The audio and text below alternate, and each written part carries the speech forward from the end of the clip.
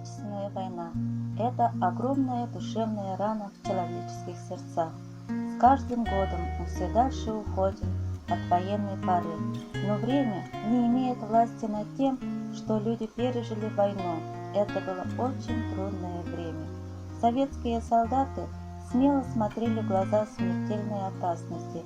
Их кровью добыта победа над врагом. Нет границ величия и подвига во имя Родины.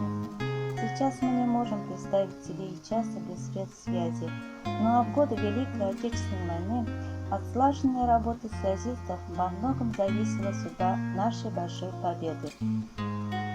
Поэтому так ценна была работа военных связистов, приложивших героические усилия для обеспечения надежного телефонного сообщения на фронте. Я хочу рассказать вам о человеке, который работал связистом-проволочником.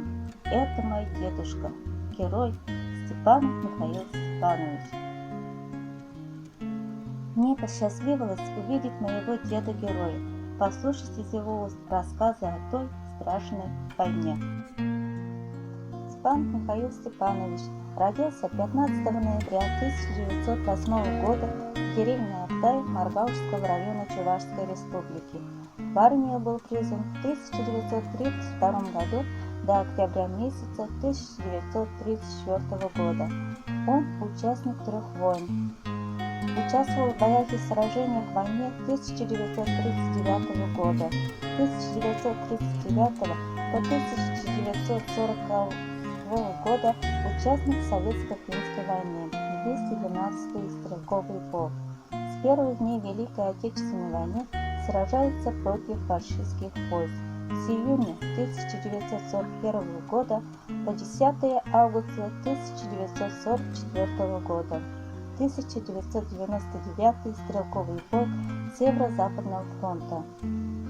По военно-учетной записи он был связистом-проволочником, специалистом кабельных линий.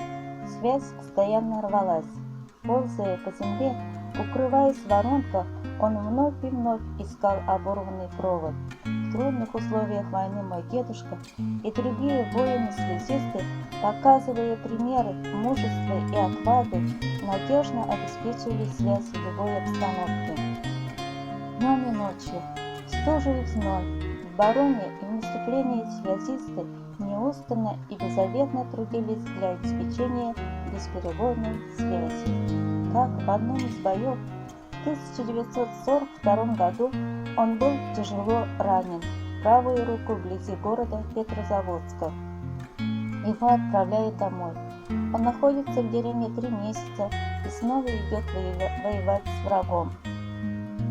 В тяжелых боях вблизи города Пскова он был тяжело ранен в правую ногу и руку. С марта 1942 года по сентябрь 1942 года находился на излечении в Ивако-госпитале номер 2556. Ему дают инвалидность 2 группы. В октябре 1944 года его отправляют домой. Михаил Степанович беспощадно воевал с фашистами. Он не думал в это время о себе, думал только о будущем своих детей, о светлом будущем нашей Родины.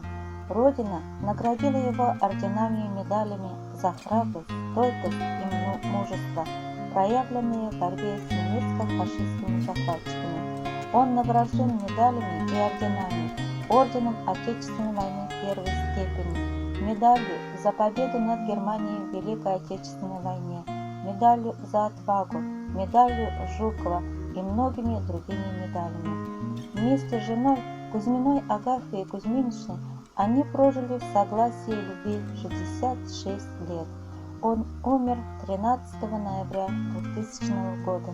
Но моя семья никогда не забудет о том, что он и миллионы других солдат, воевавших в годы Великой Отечественной войны, спасли весь мир от фашизма, чтобы мы могли жить под мирным небом.